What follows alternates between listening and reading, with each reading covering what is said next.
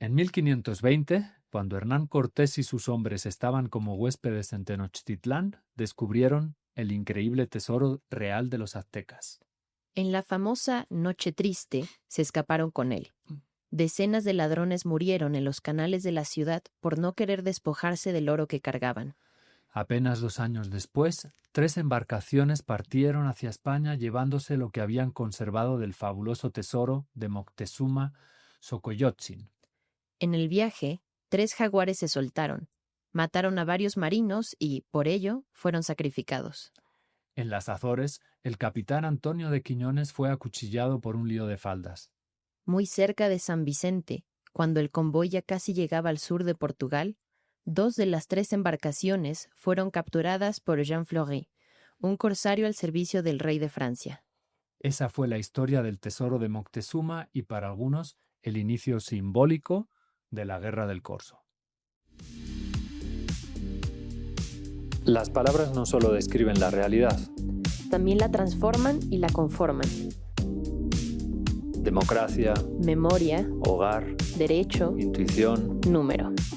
En este podcast, cada semana conversamos con un especialista diferente sobre una palabra clave para comprender el mundo. Una semana, Una palabra.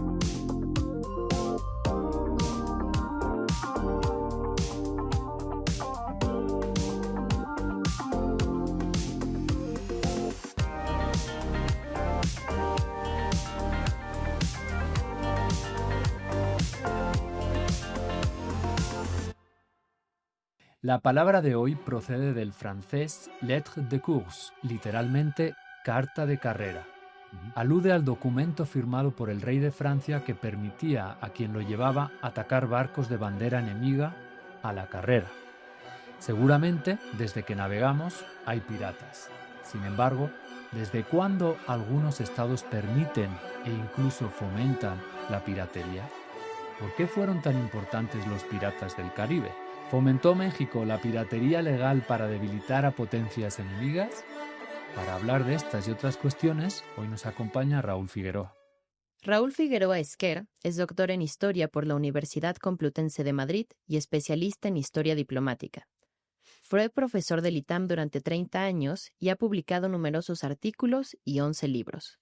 Además, fue galardonado con una beca Fulbright Senior Scholar. Es miembro de la Sociedad Sonorense de Historia y académico corresponsal nacional de la Academia Mexicana de la Historia por la Ciudad de México. Y hoy, uno de sus libros nos sirve de excusa para conversar. La Guerra de Corso de México durante la invasión norteamericana. Bienvenido, Raúl. Muchas gracias. Pues muchas gracias a ustedes por invitarme. Pues nuestra primera pregunta siempre es la misma, ¿no? Preguntamos por la palabra del día. En este caso, ¿qué es un corsario? ¿Qué lo distingue de un pirata? Para aquellos que no lo sepan. Muy bien.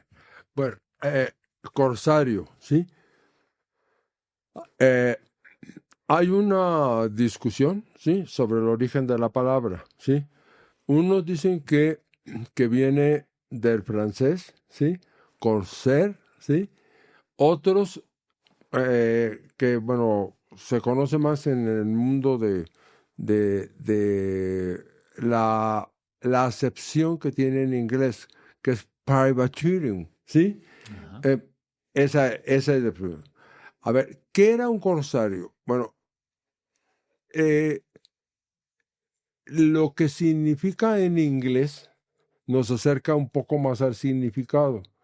Es decir, era un particular que prestaba, vendía su embarcación. Era un marino mercante que prestaba, vendía, no lo vendía, se prestaba a servir, volver a esa embarcación un buque de guerra. Entonces, aquí hay una diferencia muy grande con el pirata. Vamos a ver. El corsario, ¿sí?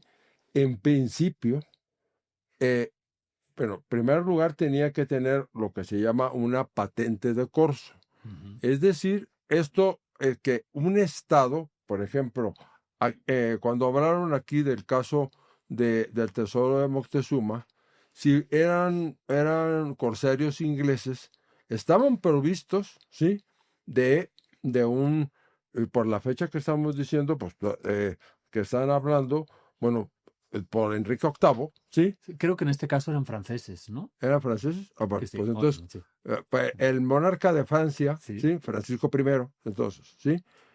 Les había dado patente, ¿sí?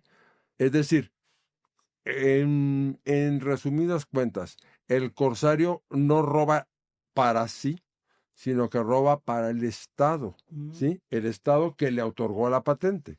Por supuesto que una parte de sus presas, para no usar términos como robado, ¿sí? De sus presas eran para sí mismo, era la compensación, ¿sí? Y él y su tripulación y demás, ¿sí? Una pregunta, Raúl. ¿Estos corsarios eran defendidos también o qué significa que tenían patente? Porque yo le puedo escribir una patente a alguien y no le doy nada, no me da nada a cambio o no le doy nada a cambio, ¿sí? Si yo le digo al corsario, tú puedes atacar tal barco y llevarte el tesoro que llevan, Sí. luego cuando se va a aguas francesas, aguas inglesas, ¿tiene la protección de franceses e ingleses? Sí, a ver, en la práctica, sí, en la práctica, a ver, esto se utilizó muchísimo, sus orígenes son de la Edad Media, ¿sí? A ver, fueron muy famosos y muy importantes los corsarios de la Confederación, ¿sí? Catalano-Aragonesa, que, bueno, eso es, así le llaman ahora las nuevas corrientes catalanistas, pero en una forma más clásica, eso era la corona de Aragón, que tenía varios reinos y Cataluña era un principado. Pero en fin, en esos anduvieron en los siglos XIII, XIV, sí, XV, por todo el Mediterráneo, ¿sí? Y, a ver, lo que me preguntas, Carlos, es muy importante porque es un pelín, ¿no? Una rayita, como decimos aquí, ¿sí? Que es muy fácil que un corsario se vuelva pirata, por supuesto, por supuesto. Es decir, se supone que el corsario, con la patente se la ha dado el rey o una instancia, el Ministerio de Estado, el Ministerio de Marina, así me explico. Eso depende de cómo, ¿sí? Sí me explico. Entonces, puede, si ya se vuelve pirata, pues es que ya hizo caso omiso de la patente. ¿Sí me explico? Estas patentes como documentos, como despachos, comienzan, en tu libro dices, en el siglo XIII, en las ciudades como Génova, Pisa. Así es. ¿Así es? Sí, así es. Ajá. Sí, y Barcelona. Y Barcelona. Y de hecho en tu libro dices que hay piratas, bueno, corsarios catalanes Sí. al servicio de la corona de Aragón. Ajá. Sí, de la corona de Aragón. Pero, ¿qué tanto podían ver? ¿Sí? ¿Qué tanto les podía constar que no se les voltease si lo que atrapaban en un tesoro cuantioso? Entonces, bueno, podían cambiar, si me explico. Entonces, la patente no era una garantía 100%. Más bien, sí la van a utilizar, pero un poco más adelante, en el siglo XVI, personas como Francis Drake, al servicio de Isabel I de Inglaterra. Sí, pero Francis Drake, sí, aparte de amistad íntima de la reina virgen, sí, ya, que por lo visto no era tan virgen, pero bueno, sí,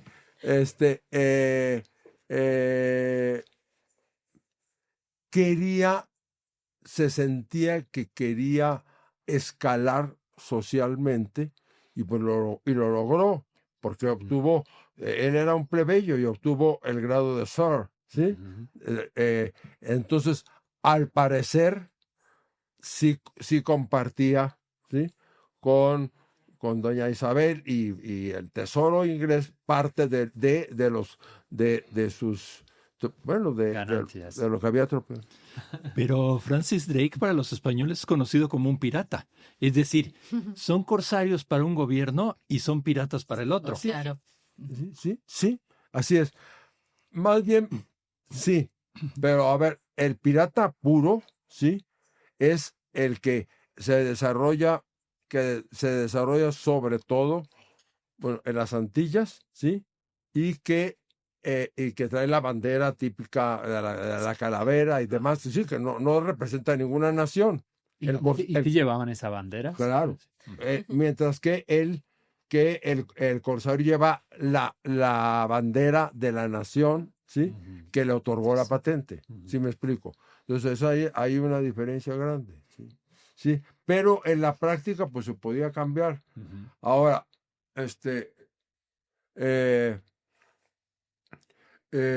pues dependía mucho de que el corsario funcionase así, pues dependía mucho de la lealtad y demás, y de otros, pero, pues sí, la línea es muy Fina. fina. ¿Y qué tanta transparencia había entre lo que los corsarios robaban y lo que le reportaban a la corona que habían robado? Bueno, había todo, cada país o cada reino, ¿sí? Ujú. Voy a apagar esto, por favor. Cada país o cada reino, tenía su propio reglamento de corso Ujú. y podía variar, ¿sí? Y había unos, por ejemplo, uno de Francia de 1200, sí, eran muy puntillosos, entraba ahí mucho a la mano de los abogados, ¿sí me explico? Sí, de los juristas de la época. Entonces sí se estipulaba por medio del reglamento, es como si firmara un contrato, ¿sí? Un contrato es decir, yo te doy la patente, sí, pero aquí está el reglamento y aquí se estipulaba las cantidades que te pertenecían a ti y la que debes de entregar al Estado. Mm. Y algo muy importante, ¿a qué barcos debes de atacar? ¿Sí? Porque, por ejemplo, a medida que va pasando el tiempo, cuando México le intenta hacer la guerra, le dice claramente, ¿sí? El Ministerio de Guerra de aquí de México, de 1846, ¿sí? Cuando estamos en la guerra con Estados Unidos, es decir, atacar únicamente a los barcos norteamericanos. Ujú. ¿Sí está claro? ¿Sí? Y bueno, pues, y solamente logramos el único en Barcelona, y sí atacó a una goleta norteamericana. Sí me explico. Sobre esto va tu libro, Sí. justamente, sobre la guerra del Corso entre 1845 y 1848. Pero- ¿Cuál fue el papel de los corsarios en esa guerra? Bueno, pues nada más. A ver, Anécdota. fue todo una cosa muy complicada, ¿sí? Porque, a ver, en primer lugar, ¿por qué se les ocurrió a los políticos mexicanos de la época, ¿sí? Encabezados por Juan Nepomuceno Almonte, que era hijo de Morelos, ¿sí? ¿Por qué se les ocurrió hacer la guerra de Corso? Bueno, una cosa primera, claro. No teníamos, ¿sí? No teníamos una armada. No teníamos eso. Perdón, el doctor Carlos Bosch García, ¿sí? Escribió un libro, ¿sí? Sobre la falta de la vocación marítima de México, ¿sí? Y es un libro, bueno, pues muy erudito, como todos los que escribía mi maestro, ¿sí? Y, y explica, pues, que al menos ha sido hasta muy reciente que tenemos una armada. Entonces, no lo teníamos y además estábamos, para variar, pues, con el erario, bueno, en bancarrota, ¿sí? Entonces, a ver, ¿cómo se gestó esto? Almonte, ¿sí? Que es reconocido por Morelos, ¿sí? Ya, que no era nada raro entonces que muchos sacerdotes tuvieran ahí un un voladito. Pues sí, pues, no era ninguna excepción. Pero en fin, siendo muy joven, aproximadamente tendría pues 12 años o 11, ¿sí? Morelos quiso que, en primer lugar, una cosa, lo hizo general, ¿sí? ¿A los 11 años? A los 15. Ah, bueno. Bueno, pero, bueno, es que era un gobierno rebelde, finalmente, de los insurgentes. Pero lo que sí logra desde 1812 es mandarlo a estudiar a Nueva Orleans, ¿sí?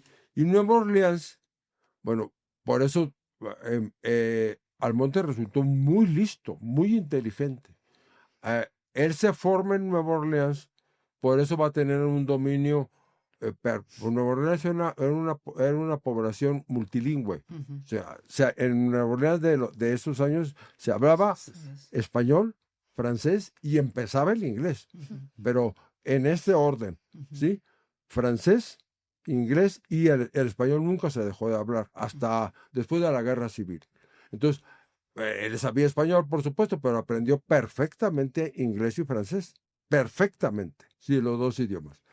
Y vio algo muy importante. Él vio que los insurgentes, no solamente los insurgentes mexicanos, sobre todo los insurgentes de lo que se conocía entonces como el Virreinato de Nueva Granada, que comprende los actuales estados de Ecuador, Colombia y Venezuela, ¿sí? Bueno, en su lucha con Simón Bolívar y demás, y los colombianos con Santander, bueno, contrataban corsarios norteamericanos. Y incluso los corsarios, en todo el proceso de emancipación, insisto, no solamente, México fue el que menos lo utilizó en su proceso de emancipación, pero el virreinato de la Nueva Granada y el virreinato del Río de la Plata, es decir, donde está ahora Argentina, utilizaron mucho ese recurso. ¿Y quién creen ustedes que eran los corsarios? Pues marinos norteamericanos, ¿sí? O sea, aventureros y demás, ¿sí? Y bueno, se facilitó el que hubiera tantos corsarios porque Europa estaba revuelta. Europa en ese, si vemos del inicio de las guerras de 1808 a 1820-21. Bueno, pero de 1808 hasta 1815 es el apogeo de las guerras napoleónicas. Entonces Europa estaba revuelta. Entonces, ¿quién se iba a fijar qué estaba pasando aquí? Si ahí había los partidarios de Napoleón, porque vaya que si Napoleón tenía no solamente franceses, sino que, bueno, grandes intelectuales como Goethe, como Beethoven, un gran artista, fueron grandes admiradores de Napoleón. Era un personajazo, pues, o sea, pues, suscitaba adhesión y odio, ¿sí? Madame de Staël, pues, decía que era el ogro de Córcega. Pues suele pasar con estos, pues con un político y un político conquistador, ¿sí? Bueno, sí se facilitó en eso y al parecer los corsarios, bueno, que pues ahora viene la pregunta de Carlos Bosch Giral, ¿sí? Que pues hasta qué punto, ¿sí? Cumplían eso. Pues ya les dije, supuestamente habían firmado un contrato, pero ¿quién lo podía controlar? ¿Sí? Carlos Bosch Giral, ¿qué nos traes hoy? No, pues estoy abrumado por mi papá. Bueno, para quien no lo haya entendido, el papá de Carlos era el maestro, el profesor de Raúl. ¿Cómo navegaban los corsarios? Es decir, había muchos problemas en la navegación. Todo lo hacían casi a oídas y, por ejemplo, hubo muchísimos accidentes porque chocaban con un atolón, no sabían exactamente dónde había bajos, no sabían exactamente dónde estaba la costa y entonces los ingleses dijeron, hay que poner un remedio a esto no puede seguir así. Y el problema de la navegación no es sencillo, pero el problema es esencialmente un problema de longitud, de saber en dónde está la longitud. Los paralelos es fácil medirlos, se miden con un sextante, con el sol, y no es tan difícil, y con la línea del horizonte. Es bastante sencillo, no lo voy a explicar aquí. Pero lo que era más difícil es saber en qué longitud está. Y voy a tratar de explicarles a ustedes por qué la invención de un cronómetro marino fue la base para la navegación fina, para la navegación en donde supieran exactamente por dónde van. Bueno, así solo interrupción. Latitud es para saber a qué altura estamos respecto al Ecuador. Longitud, qué tan al este u oeste estamos, ¿no? Exactamente. Son paralelos y longitud. Meridianos. Ok, entonces pensemos que la Tierra es una esfera, los polos arriba y abajo, y entonces se ponen los paralelos, son círculos que van alrededor de esa esfera, del más grande el Ecuador al más chiquito, que es un punto en uno de los polos. La longitud se decidió, hubo mucha controversia ahí, sí, en algún momento hasta Barcelona fue pensado para que por ahí pasara el meridiano cero, el meridiano de referencia, pero quedó en Greenwich. Entonces, la Tierra da una vuelta en 24 horas. Entonces, de Greenwich, dando la vuelta hasta Greenwich de nuevo, son 24 horas. Entonces, dividimos en meridianos la Tierra en 24 meridianos. Cada meridiano, hacemos las cuentas, es muy fácil, son 15 grados. Entonces, debían de saber los barcos en qué meridiano estaban. Y para saberlo, lo fundamental era saber qué hora era en Greenwich. Y les explico por qué. Pensemos que tenemos un barco que se mueve. Ellos podían detectar, por ejemplo, perfectamente las 12 del día. No tenían ningún problema en detectar eso. Las sombras, exacto. ¿no? Pero entonces ahí deberían de saber qué hora era entonces en Greenwich para ver cuánto habían ellos avanzado en los meridianos, ¿sí? Entonces el reloj fino tardó mucho tiempo. Los ingleses en algún momento, aquí tengo la flecha porque como me ilustré en esto, quiero decir exacta la fecha, en 1714 hicieron un concurso que se llamaba la Junta de Longitud para crear un reloj que fuese adecuado, porque los relojes con los movimientos de los barcos, con la sal, con las tormentas, eran muy, muy imprecisos. Entonces empezaron un concurso con un gran premio para ver que se creara un reloj que fuese, bueno, que durara y que fuese fidedigno, ¿sí? Simplemente para que se den cuenta de el impacto que tuvo eso y lo importante que era eso. En 1831, en la segunda expedición de Darwin, con su barquito el HMS Beagle, que dio la vuelta al mundo, se llevó 22 relojes para probarlos y para ver cuál era el que mejor... exactamente, el que mejor daba la hora, ¿sí? Entonces él hizo toda la vuelta al mundo y entonces debía de llegar a Greenwich nuevamente a la misma hora. Entonces eso es lo que permite la navegación. Lo cual, bueno, tuvo muchísimas idas y vueltas, ¿sí? Porque pues, que el barco se mueva y el reloj se mueva, que la sal estropee las piezas. En esa época yo tengo una gran admiración por todos esos marinos que se iban a la aventura.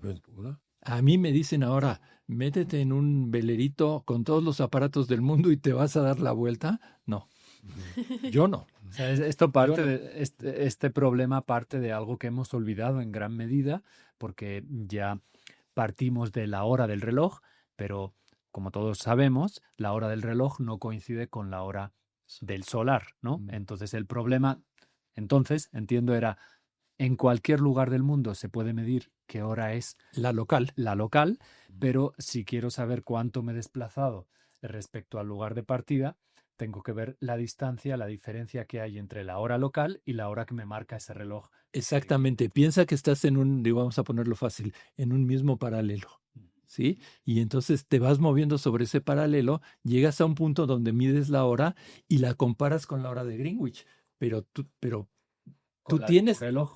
exactamente. Pero tienes que tener esa hora muy precisa para saber cuántos meridianos recorriste, ¿sí? Muy bien. No, es muy interesante esto. Te- Tan interesante que en la Marina inglesa siguen utilizando los relojes, porque sí. aunque actualmente hay GPS, dicen, ¿y Sí. qué pasa si nos interviene en un GPS? ¿Qué Claro. pasa si no funciona? Ustedes tienen que saber cómo se puede navegar Claro. con el reloj, con el sextante, etcétera, etcétera. Interesante. Oye, Raúl, ¿quiénes eran los navegantes de esos barcos, los corsarios? Porque estamos Valientes, viendo muy que valientes. eran valientes, sin duda, pero a veces uno se E imagina inconscientes. a veces uno se imagina al pirata, ¿no? Como gente del vulgo, pero vemos pues que había personas muy capaces en estas embarcaciones. sí, ¿Cómo eran ellos? Sí, ¿Quiénes eran? bueno, a ver, yo he estudiado así específicamente al barco, al barco catalán Ajá. que se llamó Único. Tenía el nombre de Rosita, pero le llamaron Único porque era el único mexicano. ¿Sí? Bueno, era único mexicano, pero quedó como Único. Que se había llamado antes Rosita y otros nombres. Bueno, a ver, estos que eran ¿a qué se dedicaban estas buenas personas? ¿Sí? Antes de entrar en esto. Eran contrabandistas, ¿sí? Eran contrabandistas. Tenían que ver con tráfico de esclavos también, ¿sí? No eran personas pues muy decentes que digamos, ¿sí? Ahora, el cónsul de México en Barcelona los alaba mucho y demás, al capitán y demás. No lo podría afirmar con certeza porque no creo que no sé con qué instrumentos se manejaban y todo, ¿sí? Pero creo que su conocimiento de los mares se manejaban. ¿De dónde sale? ¿De dónde sale? No sale de Barcelona, sale de Orán, en Argelia. De ahí estaba inoperoso, así dice pues la terminología de la época, estaba ahí estancado y todo. Y que sí se sabía que se había dedicado el Rosita, ¿sí? Pero ahora va a ser el único, ¿sí? Que se había dedicado al contrabando, a cosas de ese tipo, ¿sí? Digo, no había lo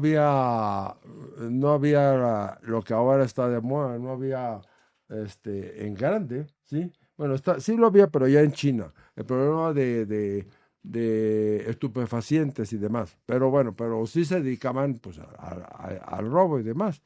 Ahora, creo que eran empíricos, ¿sí? Bueno, puedo estar equivocado, que eran empíricos, porque salen de Orán, ¿sí? Que por otro lado, todo el norte de África es una zona tradicionalmente de piratas, ¿no? Sí, empezaba a dejar de serlo. Ajá. A ver, empezaba.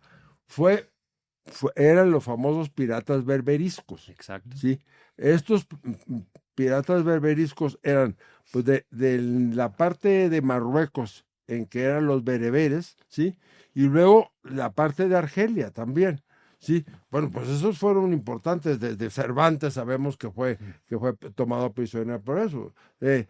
Pero todavía a principios del siglo XIX, perdón, a principios del siglo XIX, causaron mucho daño incluso a, la naciente embarcación de una nación pues, que acababa de obtener su independencia, que eran los Estados Unidos. Le hicieron mucho daño a sus barcos mercantes.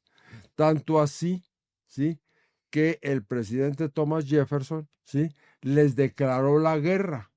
Pero pues sí, eso lo compararon después cuando Bush declaró la guerra al terrorismo, ¿sí? Porque declarar la guerra a los piratas, pues los piratas no es una nación, es decir, porque además es decir, piratas berberiscos es un decir, pero ya entraban portugueses, franceses, entraban de todo.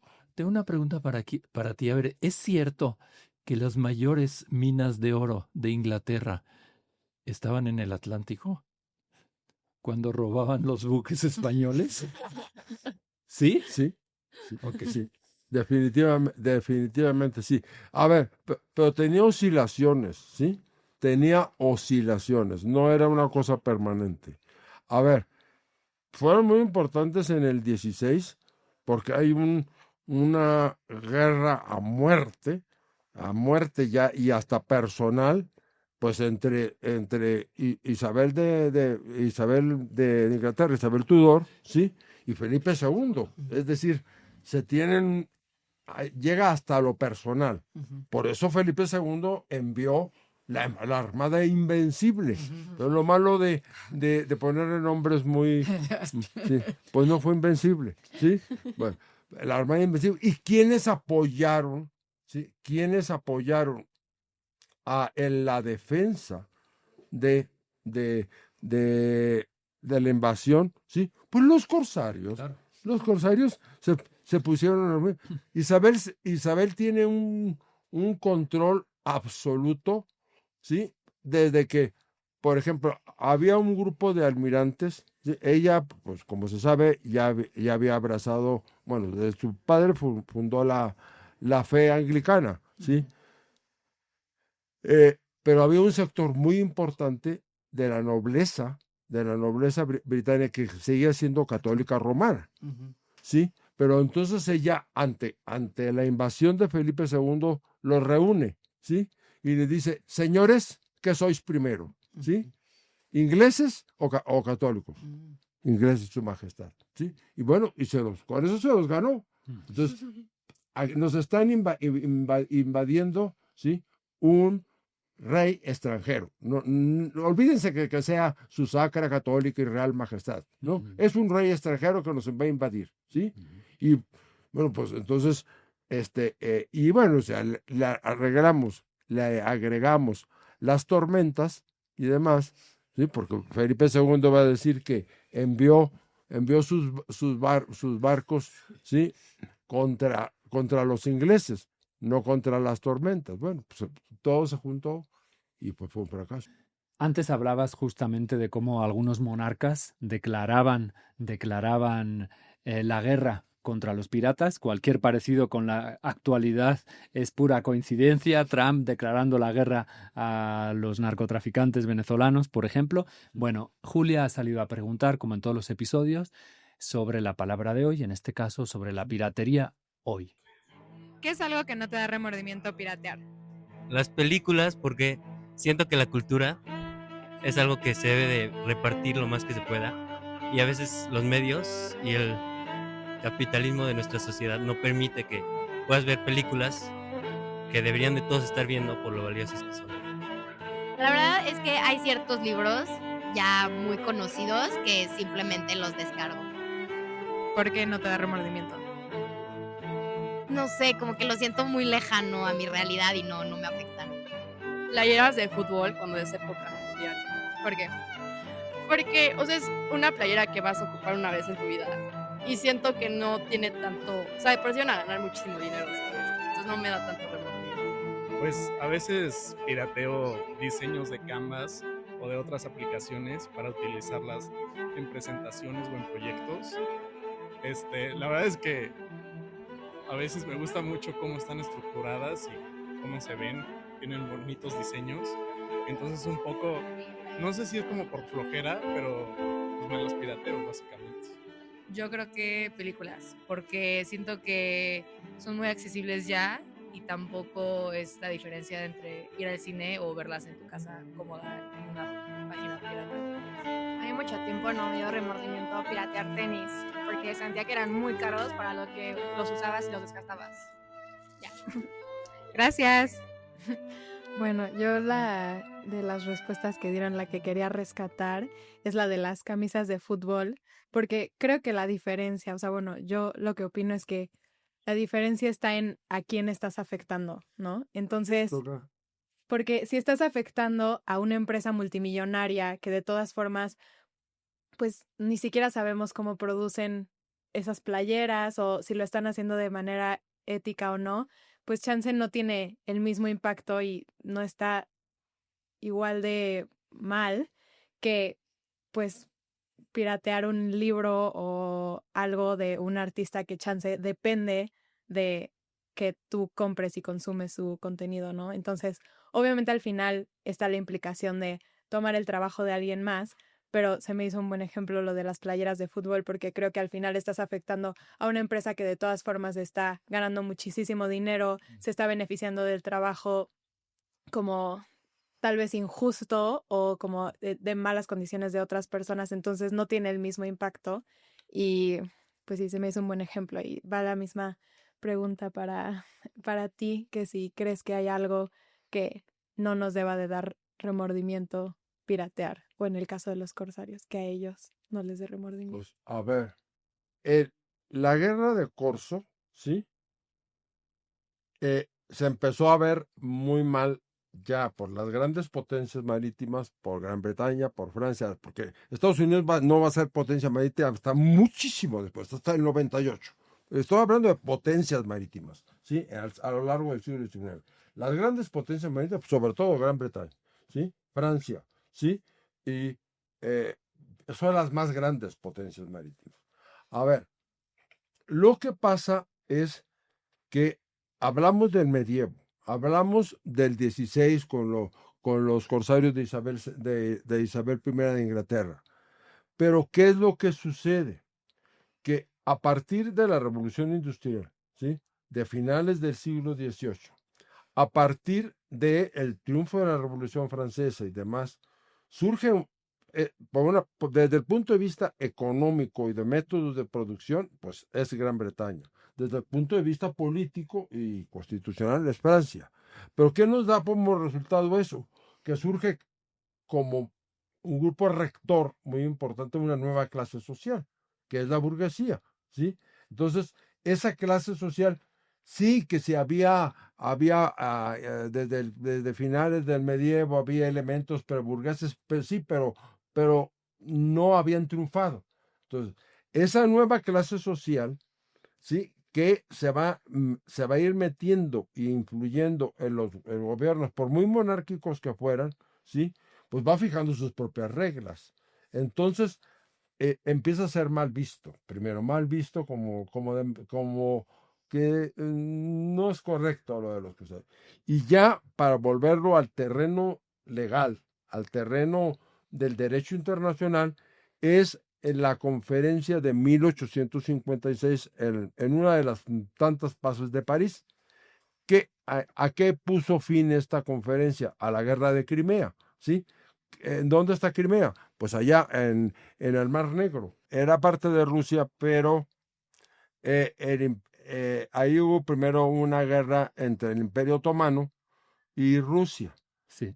Los rusos la ganaron, ¿sí? Entonces entraron a apoyar al Imperio Otomano, Gran Bretaña y Francia, ¿sí? Entonces, bueno, después de el gran famoso sitio de Sebastopol y todo, finalmente ganaron Gran Bretaña y Francia, ¿sí? Eso va a demostrar muchas cosas, ¿sí? Ojo, ¿qué se puede aplicar a la realidad? Esto es cuestión de cada quien. A mí no me gusta mucho decirlo. Eso que los oyentes lo apliquen, ¿sí? Demuestra una cosa, ¿sí?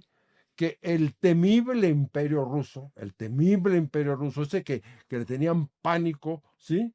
Desde 1815, cuando fue vencido Napoleón, ¿sí? Para los ingleses era el pánico, era decir, los cosacos en París, pues están aquí al lado de la casa, ¿sí? Esos bárbaros asiáticos y demás y todo eso, ¿sí? Pero lo que se demostró con la guerra de Crimea es que el gigante tenía los pies de barro. ¿Por qué? Porque no estaba industrializado. ¿Por qué? Porque era una gran aldea de campesinos que les llamaban siervos, pero era prácticamente un estado de esclavitud, ¿sí? Bueno, entonces, ya una vez que es derrotado Rusia, hay la conferencia de paz. Y ahí se tratan muchos asuntos. Entre otros asuntos, se discute, le interesa mucho a Inglaterra, que si el pabellón, o sea, la bandera, protegía la mercancía. Porque durante los 2 años que duró la guerra contra Rusia, de Gran Bretaña y Francia, bueno, y ahí se metió de moviendo a las maracas Piamonte, bueno, hubo muchas discusiones, por ejemplo, mercancía rusa, ¿sí? Mercancía rusa en un barco danés. Bueno, Dinamarca se había declarado neutral, ¿sí? Entonces, de ahí se declara, ¿sí?, que porque Gran Bretaña aplicaba el derecho de inspección, es decir, venía un barco danés, un barco holandés, ¿sí? Aplicaba, a ver, lo paraba a ver qué tipo de mercancía. Si era mercancía que en ese momento, si el enemigo era Rusia, pues lo decomisaba y lo confiscaba. Entonces, ahí se fija en la conferencia de París, ¿sí?, tres cosas muy importantes. Una, el pabellón protege la mercancía. Dos, ¿sí?, queda abolida oficialmente la guerra de Corso. Sí, curiosamente, no firmaron esto España, ni España, ni México, ni Estados Unidos. los que no tenían armadas. Ajá. ¿Sí? Y tercero, muy importante también, ¿sí?, que no bastaba con como ya se había pasado el famoso bloqueo de Francia a Veracruz en 1838, 1939, y el de Estados Unidos desde el 46 hasta el 48. Entonces se dice, a ver, no basta con que me saques un papelito, ¿sí?, que diga este puerto está bloqueado, ¿no? Sino que la potencia bloqueadora tiene que tener el suficiente número de buques para taponear la entrada, ¿sí?, la entrada al puerto, que eso no lo pudo hacer Francia en el territorio y nunca lo pudo hacer Estados Unidos. Por eso es que los españoles de La Habana, ¿sí?, se podían meter por muchas partes, ¿sí? En todos los episodios también nos acompaña nuestra psicóloga de confianza. Entonces, Margarita, ¿de qué nos vas a hablar hoy? Hoy sí.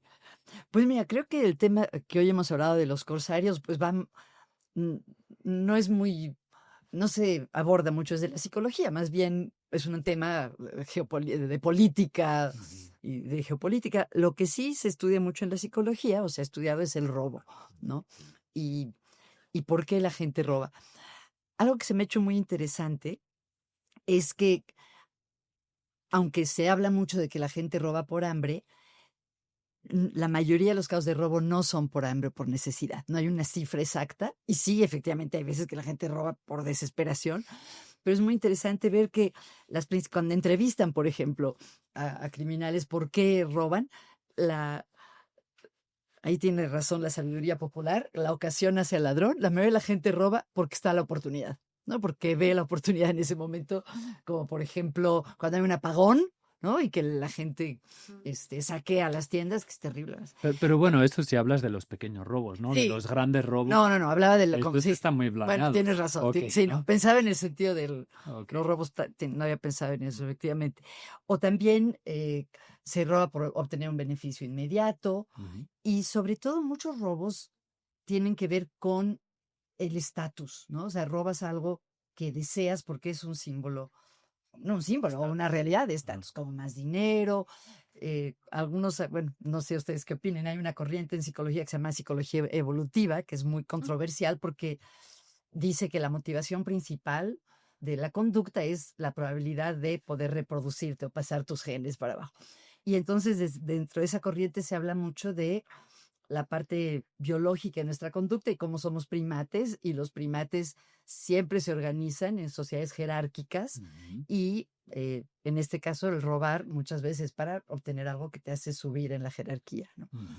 Entonces son algunas de las cosas. Debería ser cara de que no lo apruebas, Carlos, que estabas pensando. No apruebo la piratería. No, yo tampoco. Claro. Ni las películas, ni las camisetas, ni nada de eso apruebo, ni menos los libros y eso. Sí, no, de acuerdo. Por eso. Y el robo, pues me parece equivalente.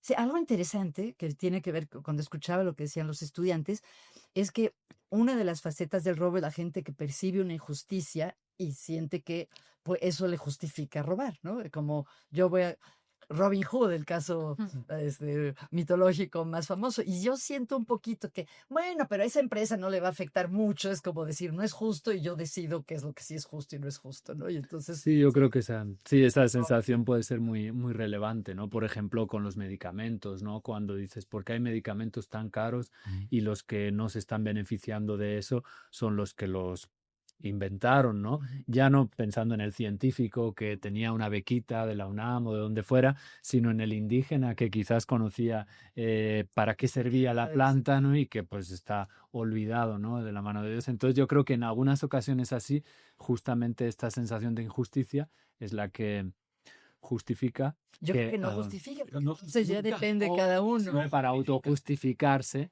el que uno piratee, ¿no? O como el nacimiento de algunas plataformas en la web que tenían como objetivo que el conocimiento fuera accesible para todo el mundo, ¿no? Ahora sucede que algunas de las revistas científicas pues no son abiertas para todo el mundo, ¿no? Y algunos hackers dicen, bueno, el conocimiento debe ser libre. Y entonces lo piratean y lo suben a la red, ¿no? O sea, sí no es tan sencillo como decir lo que es para otro, ¿no? Pero bueno, perdón, te interrumpí. No, era todo lo que tenía que decir. Sí. Marina, pues tú, ¿qué nos traes hoy también? Les traje un resumen de un ensayo que hice hace unos semestres sobre piratería y el derecho internacional del mar. Ah, perfecto para este episodio. Ahí está, dije, ya hice este trabajo hace unos años. Se los voy a medio leer la mayoría. La piratería es un problema que ha afectado los mares desde los antiguos egipcios, existiendo casi tanto tiempo como la gente ha usado los océanos para el comercio.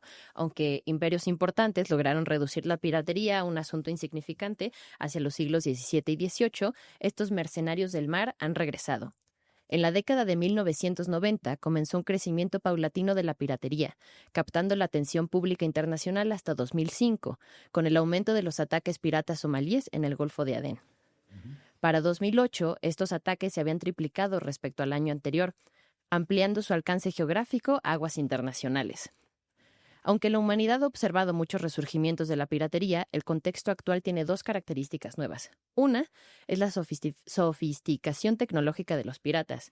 Estos ya no van en goletas ni usan sables, sino que tienen esquifes de alta velocidad, AK-47 y teléfonos satelitales, y ni hablemos de la navegación, que ahora es mucho más sencilla, y la existencia de un derecho internacional robusto que paradójicamente dificulta la persecución de los piratas.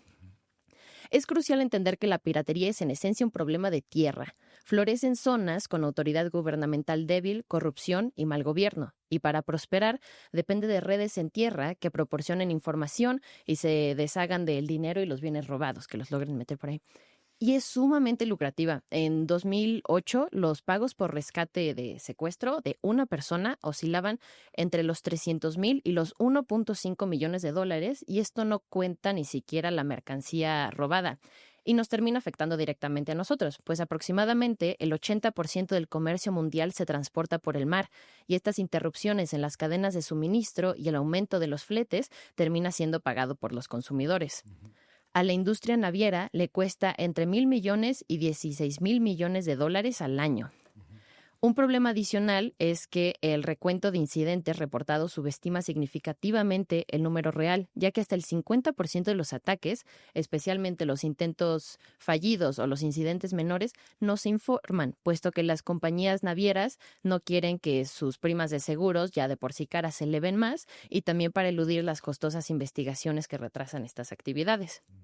Ahora, el instrumento principal que regula el derecho del mar internacional es la Convención de las Naciones Unidas sobre el Derecho del Mar, CONVEMAR, firmada en 1982. Y es solo la Carta de las Naciones Unidas le gana en cantidad de países firmantes. Entonces está súper aceptada y por eso también es conocida como la Constitución de los Océanos.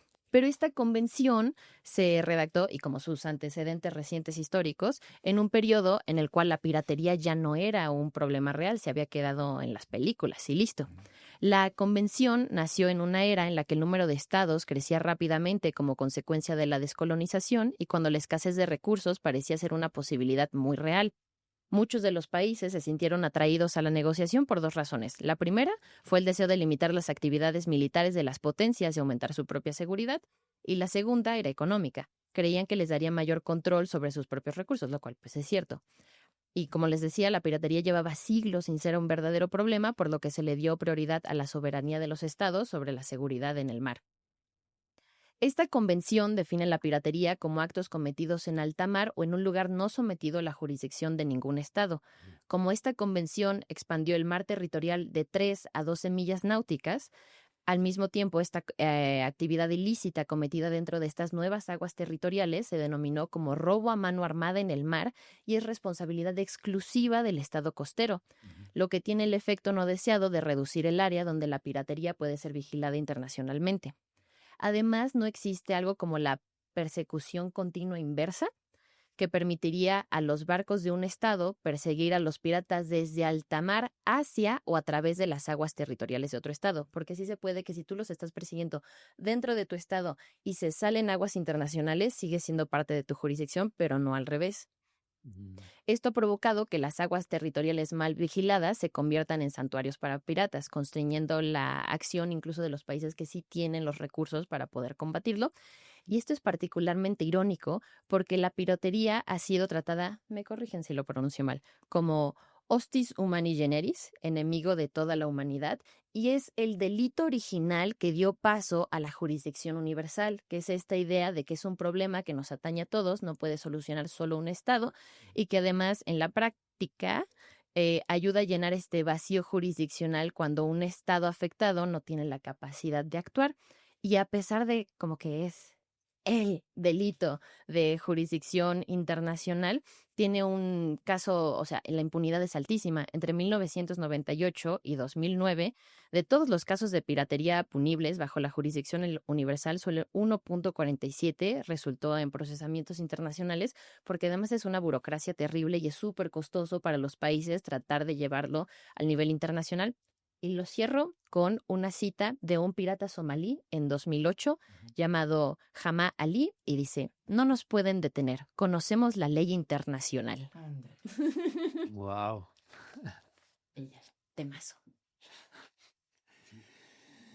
De hecho, nos habíamos planteado al inicio, yo me había preguntado hasta qué punto nos sería interesante entrevistar a Raúl no sobre la palabra corsario, sino sobre otro concepto que ha estudiado mucho y que me dijo, creo que es mejor que no hablemos de esto, del de conservador. Entonces, no lo vamos a ver. No, ¿verdad? No vamos a hablar por toda la carga política que tienen Por ahí. por toda la carga política que tiene actual y porque, primero que nada, yo me declaro un pacifista. Ajá. Soy absolutamente un pacifista, son mis convicciones más profundas. He militado en los movimientos pacifistas. Y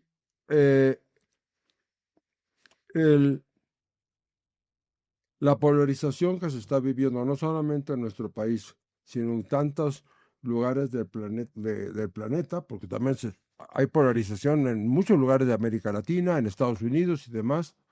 No quiero ser un contribuyente, ¿sí?, a polarizar más una sociedad que ya de por sí está muy polarizada. No quieres echarle más leña al fuego. Echarle ¿no? más leña al fuego, tomar partido, ¿sí? ¿Sí? Tomar partido, por ejemplo, yo he estudiado a connotados conservadores históricos, ¿sí? Pero eso no significa ni que yo sea conservador, ¿sí? Es decir, que yo los estudio como porque nadie los había estudiado, ¿sí? Pero no porque yo tenga esas convicciones. ¿Sí me explico? Oye, y de todos los personajes que has estudiado, ¿no? Pues a Buenaventura Vivó o a Francisco de Paula, ¿cuál es el personaje que más te ha fascinado? Pues precisamente a los que no he estudiado. Los que no has estudiado. No he estudiado, sí. Eso habla muy bien de ti. Eso dice que eres científico, porque tienes la curiosidad. Sí, bueno, a ver, no los he estudiado, pero por ejemplo, para mencionar, ¿sí? De los grandes estadistas, así, que son muy pocos, los cuentas con las manos con los dedos de la mano. De los grandes estadistas europeos del siglo XIX y el siglo XX, al que más admiro es a Otto von Bismarck, ¿sí? Ajá. Y de los estadistas mexicanos del siglo XIX, definitivamente a dos, como Benito Juárez y Porfirio Díaz, ¿sí? Y del siglo XX prefiero no decir. Pues hay algunos a los que admiras. ¿Perdón? Hay algunos a los que admiras.